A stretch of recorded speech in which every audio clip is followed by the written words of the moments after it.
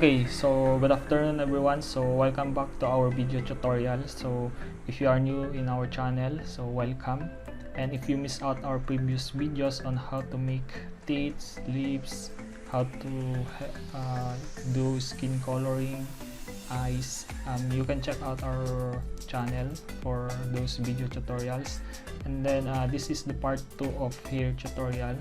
So if na-miss out niyo yung previous videos natin about how to make hair strands using pat, so this is the last tutorial.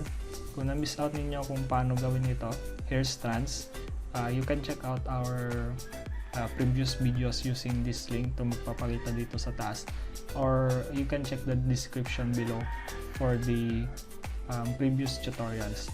Okay, so last time we use yung stroke or pat. Okay, this time naman we're going to use yung shapes. So gagamitin naman natin shapes ngayon. Okay, so to do that, first dapat may base layer tayo ng hair. So this is the base layer of the hair. Yan, so ito yung base layer natin. So ang gagawin natin ngayon is papatungan lang natin siya ng hair strands. Okay, so papatungan lang natin. So yan, ito yung reference natin. So gagawin natin pen tool, make sure naka-shape ito. After that, so we have the base. So gagawa tayo ng panibagong layer dito sa ibabaw. So we're going to add a new layer. So make sure be reminded that I am using or gumagamit ako ng tatlong kulay, okay, sa hair natin. If you want to get the color palette, this one for hair, okay, you can, kung gusto nyo makuha yung color palette na yan, ilagay nyo lang yung email ninyo sa comment.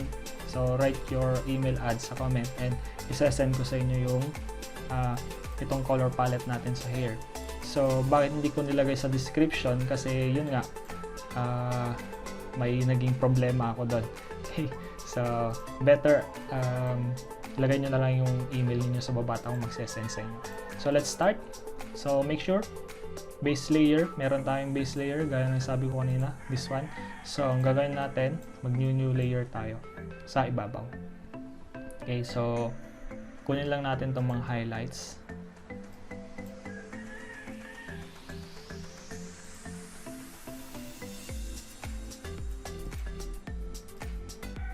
Okay, so kung hirap ka naman sa pen tool, I have a previous or I have a video in the description, or maybe you can check out the channel na lang kung paano gamitin yung pen tool. So para hindi kayo mahirapan, so you can check out my video tutorial on pen tool.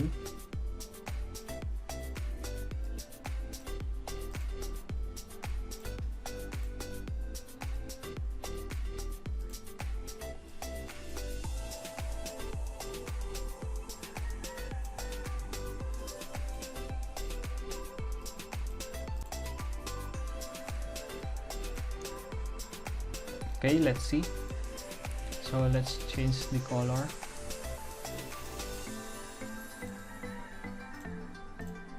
Okay, and then back sa reference, click this one and combine.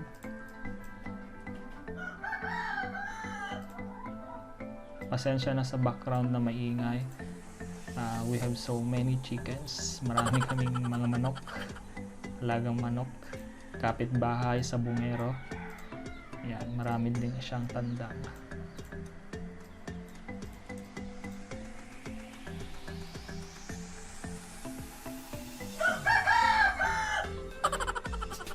So thank you for supporting the channel. Thank you sa mga nag-subscribe, and I'm hoping hanggang sa uli magkakasama pa rin tayo. And I'm hoping na kapag magagaling na kayo, huwag niyo naman akong kakalimutan.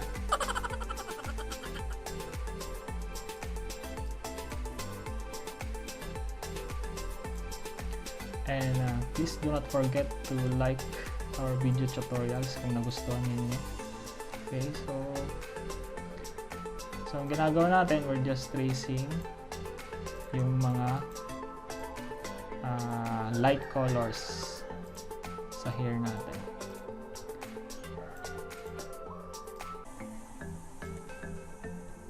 Okay.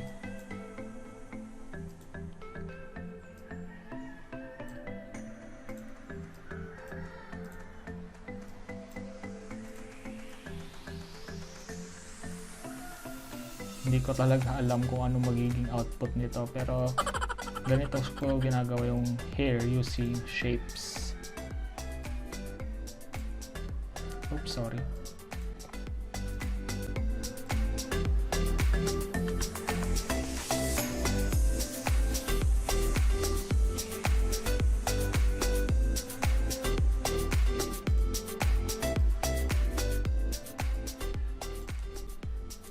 So ganito lang. So simple lang. Huwag nyo ganong pakomplikaduhin ang buhay. Talagang mahirap pag ginagawa natin komplikado. Okay.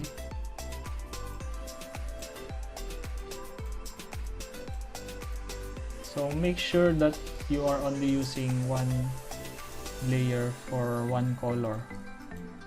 So pag gumagawa kasi ako ng hair, gaya nga ng sabi ko sa mga previous videos natin, pag gumagawa ko ng hair, 3 kulay lang. Pag ako, although you can use 4 or maybe 5 colors, pero simple yan lang kasi yung ginagawa ko.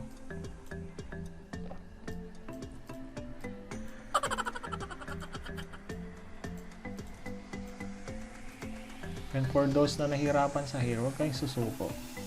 Wala kayong mapapala kapag, diba? Tiyagaan lang talaga to.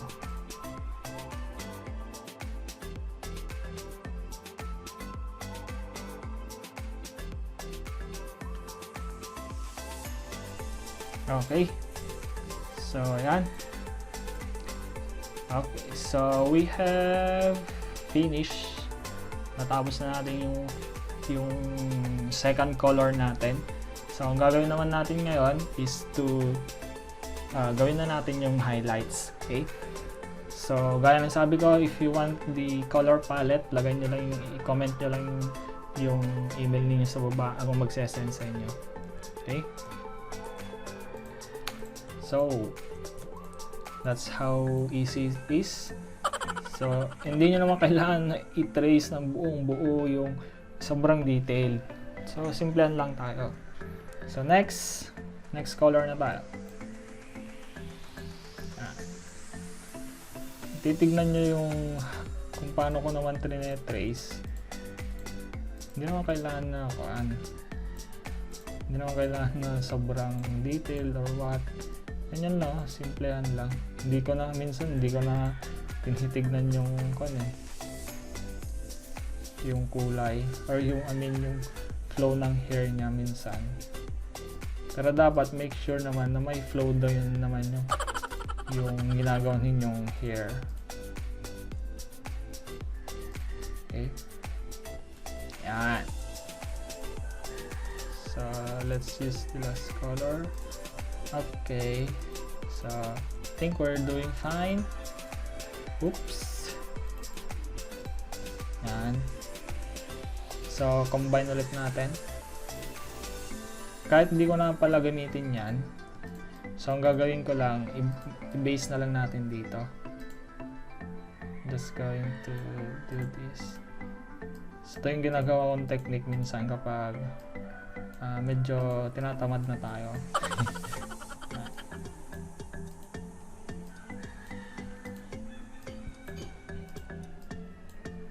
Pero meron din naman talaga yung kinakarir yung buhok.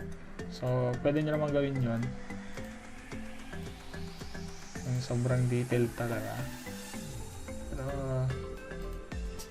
so as for me, yun nga, sabi ko, simple-simplehan lang tayo.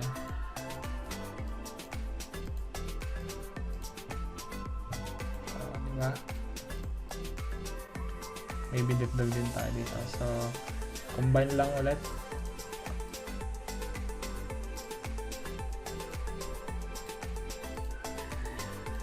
So, di ba? Ang dami ng pagkakamali. Sana huwag nyo naman pagtamanan.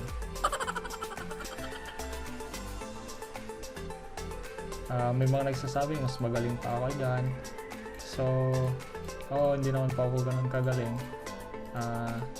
Talagang gusto ko lang pong tumulong sa mga newbie na kagaya ko, mga nagsisimula pa lang. Huwag kayo ma-insecure. Huwag kayo ma-insecure sa mga magagaling. Siyempre may mga pinanganak talagang gifted or talented na. So may mga pinanganak naman talagang trying hard. So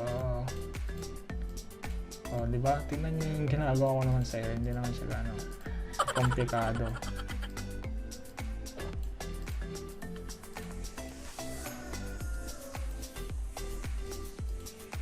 Pero syempre mas maganda naman talaga kung yan. So that's it. So we're done with the hair tutorial. Maybe let's just add some details here. Combine.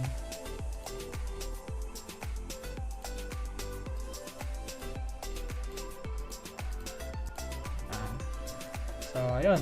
So I think we're done with the hair tutorial. So kung nagustuhan niyo tong video na to or this video tutorial, do not forget na i-like nyo to, mag-comment lang kayo kung saan kayo nahihirapan, tutulungan ko kayo. And then don't forget to subscribe or to share this video to your friends na nag-aaral din mag-Vexel art. And then thank you for your support. If you want to connect with me or talk to me, makausap niyo ako, you can check my Facebook and Instagram account sa description below. So yung IG ko, kasi simula ko pa lang mag-IG, so wala pang mga post. So ayun lang guys, thank you, and abangan niyo yung mga next videos natin, mga next projects natin, at the next videos gagawa ko ng drift effect na ginagawa ng karamihan, and I hope na support nyo pa rin yan at abangan nyo. So maraming salamat. So if you want the PSD file pala, PSD file nitong project natin. So, pwede ko pong ibigay sa inyo yon yung PSD files natin. So, PSD file. Yung PSD file, ibibigay ko sa inyo yung mga yan. So, pwede kong ibigay sa inyo to. Just put your email address sa comment box natin and sasend ko sa inyo. So, yun lang. Thank you for your support. Thank you for watching. And enjoy learning. So thank you.